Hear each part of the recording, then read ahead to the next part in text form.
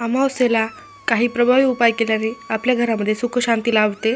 चला तर आजच्या व्हिडिओमध्ये आपण बघणार आहोत अमावस्येच्या दिवशी काय करावे, काय करू नये, शुभ मुहूर्त, पूजाविधी काय आहे, त्याचबरोबर अमावस्येच्या दिवशी केलेले काही प्रभावी उपाय ज्यामुळे निश्चितच तुमच्या आयुष्यात बदल घडेल।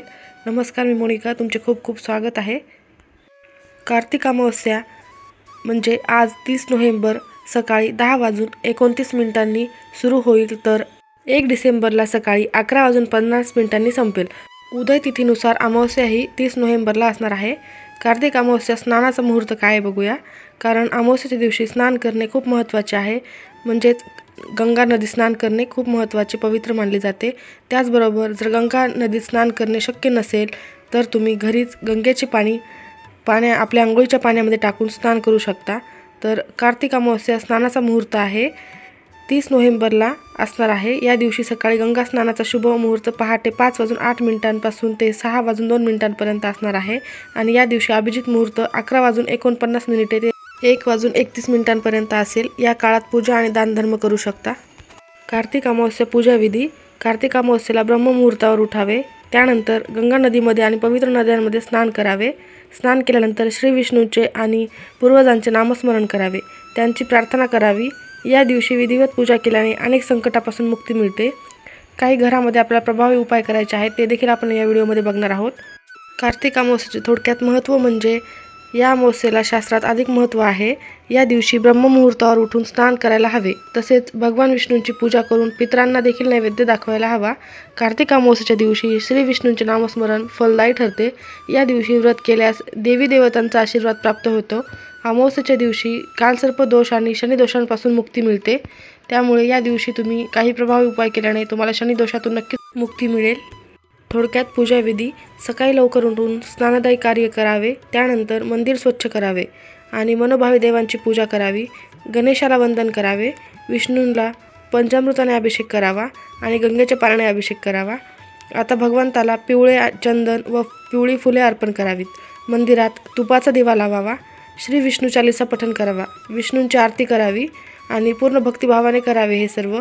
त्यानंतर तुळशीचे पाने ठेवून नैवेद्य अर्पण करावा। शेवटी क्षमा याचना करावी। अमावस्येला दानाला विशेष महत्त्व आहे आणि स्नानाला देखील विशेष महत्त्व आहे। या अमावस्येला दान केल्यास पितृदोषचा दुष्परिणाम दूर होतो आणि त्याचबरोबर याशिवाय या अमावस्येला पवित्र नद्यांमध्ये स्नान केल्याने देखील फळ मिळते आणि या दिवशी गायी, कावळे, कुत्र्यांना खाऊ घातल्यास जीवनातील त्रास दूर होऊ शकतात। अमावस्येला पितरांच्या शांतीसाठी काय करावे, कोणते काम करावे, त्याचबरोबर अमावस्येला या मंत्रांचा जप करावा। बघूयात कोणकोणते मंत्र आहेत ते। तर ओम श्री कृष्णाय नमः, ओम श्री रघुनाथाय नमः, ओम श्री दामोदराय नमः, ओम श्री जनार्दनाय नमः। हे सर्व मंत्र विष्णूंना समर्पित आहेत, त्यामुळे या सर्व मंत्रांचा 108 वेळा किंवा 11 किंवा 21 वेळा तुम्ही जप करू शकता। अमावस्येला पितरांच्या शांतीसाठी काय करावे हे आपण बघूयात। अमावस्येच्या दिवशी पितरांचे ध्यान करताना पिंपळाच्या झाडाला गंगाजल, काळे तीळ, साखर, तांदूळ, पाणी आणि फुले अर्पण करावेत आणि ओम पितृभ्य नमः या मंत्राचा जप करावा। या दिवशी पितृसूक्त किंवा पितृस्तोत्राचे पठण करणे शुभ फलदायी ठरेल। या दिवशी मोहरीचे तेल दान करावे।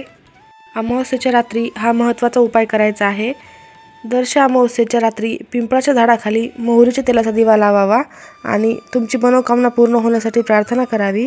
अमावस्येच्या दिवशी संध्याकाळी तुपाचा दिवा लावून नदीत किंवा तलावात सोडावा। यामुळे पितरांना शांती मिळते आणि त्यांचे आशीर्वाद देखील प्राप्त होतात। शिवलिंगाची रात्री जल आणि बेलाची पाने अर्पण करून पूजा करावी। यामुळे लोकांवर भोलेनाथांचा आशीर्वाद प्राप्त होतो। त्याचबरोबर अमावस्येच्या रात्री लक्ष्मीची पूजा केल्यास आर्थिक लाभ होण्याची शक्यता असते आणि भगवान विष्णूची पूजा केल्याने सर्व मनोकामना पूर्ण होतात। या दिवशी श्री गणेशाची आराधना केल्यास सर्व कार्यात यश मिळते आणि सर्व समस्या दूर होऊ लागतात। अमावस्येला दान करणे खूप शुभ मानले जाते। तुम्ही तुमच्या क्षमतेनुसार गरिबांना अन्नदान, कपडेदान करू शकता। अमावस्येचा हा एक दिवस महत्त्वाचा मानला जातो। हा दिवस आहे जेव्हा चंद्र पृथ्वी आणि सूर्यामध्ये येतो, ज्यामुळे चंद्र दिसत नाही। अमावस्या दर महिन्याला येते आणि तिचे धार्मिक महत्त्व आणि सांस्कृतिक महत्त्व आहे। अमावस्या हा पूर्वजांना श्रद्धांजली अर्पण करण्याचा दिवस मानला जातो. पितृदोषापासून मुक्ती मिळवण्यासाठी या दिवशी तर्पण, पिंडदान इत्यादी मान्यतेनुसार करावे आणि अमावस्येच्या दिवशी शनिदेवाची पूजा केल्याने शनिदोषातून देखील आराम मिळतो. अमावस्येला अनेक जण उपवास करतात. अमावस्येच्या दिवशी अनेक प्रकारचे धार्मिक विधी देखील केले जाते. शनी अमावस्या आल्याने या दिवशी मिठाचे काही जालिम उपाय केल्याने आर्थिक संकटातून मुक्ती मिळते. चला तर बघूयात मिठाचे कोणकोणते उपाय आहेत ते. शनिवारी येणारी अमावस्या ही शनिश्चरी अमावस्या म्हणून देखील ओळखली जाते. या दिवशी जप, तप, पूजा करण्यास विशेष महत्त्व आहे. अशा वेळी तुम्ही मिठाचे काही खास उपाय करून तुमच्या सर्व समस्यातून सुटका मिळवू शकतात आणि हे उपाय केल्याने तुमच्यावर देवी लक्ष्मीचा आशीर्वाद आणि कृपाप्राप्ती नक्कीच राहील. जाणून घेऊयात कोणकोणते उपाय आहेत ते. शनी अमावस्येला करा हे उपाय. तर स्वयंपाकघरातील मीठ हे चंद्र, शुक्र आणि राहूचे प्रतीक मानले जाते. या ग्रहाचे दुष्परिणाम कमी करण्यासाठी शास्त्रात काही मिठाचे उपाय सांगितले आहे. त्यानुसार आर्थिक चणचण दूर करण्यासाठी करा हा उपाय. बघूयात कोणता आहे ते. जर तुम्ही आर्थिक संकटात त्रस्त असाल तर तुम्ही आजच्या दिवशी पाण्यात थोडेसे मीठ घालून त्याने घर पुसा. यामुळे घरातील नकारात्मक ऊर्जा दूर होते. त्याचबरोबर घरात लक्ष्मीचा वास राहतो. त्यामुळे हा उपाय करू शकता. त्यानंतर दुसरा उपाय आहे, काचेच्या ग्लासमध्ये थोडं पाणी आणि मीठ मिसळा. शनी अमावस्येच्या दिवशी काचेच्या ग्लासमध्ये थोडं पाणी आणि मीठ मिसळा. त्यानंतर हे मिश्रण घराच्या नैऋत्य म्हणजेच दक्षिण किंवा पश्चिम दिशेला ठेवा. या मिश्रणाजवळ लाल रंगाचा बल्ब लावा आणि हे पाणी संपल्यानंतर त्यात पुन्हा पाणी भरा. हा उपाय केल्यास तुमच्या घरात पैशाची कमतरता भासणार नाही. त्यानंतरचा तिसरा उपाय आहे, अमावस्येला पिठाचे गोळे करून माशांना खाऊ घालावे. यामुळे घरामध्ये लक्ष्मीचा वास राहतो.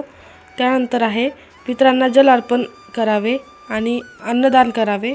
तसेच आजच्या दिवशी पिंपळाच्या झाडाखाली पूजा केली जाते. पिंपळाच्या झाडाला जल अर्पण करावे.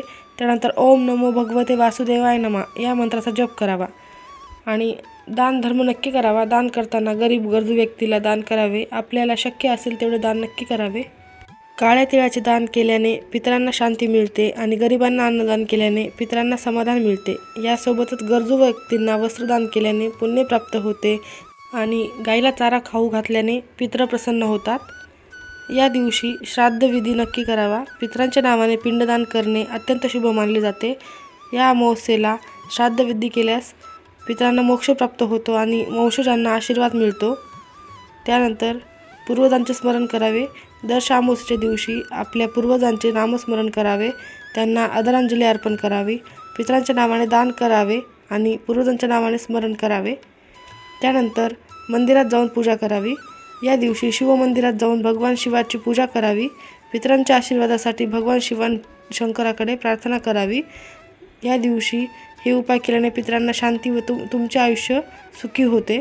कार्तिक अमावस्येला पितरांचा आशीर्वाद मिळण्यासाठी अन्नदान करायला हवे. या दिवशी स्नान करून तर्पण केल्यानंतर कच्चे तांदूळ, डाळ, गहू इत्यादी दान करावे.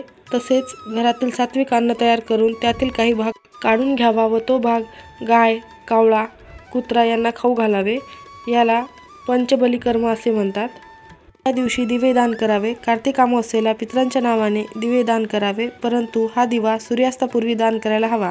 त्यानंतर मातीच्या दिव्यात राईचे तेल घालून वात ठेवा व दिव्याचे तोंड दक्षिण दिशेला लावा. असे केल्याने पितरांचा आशीर्वाद आपल्यावर राहतो. तसेच कुटुंबामध्ये सुख, समृद्धी आणि प्रगती टिकून राहते.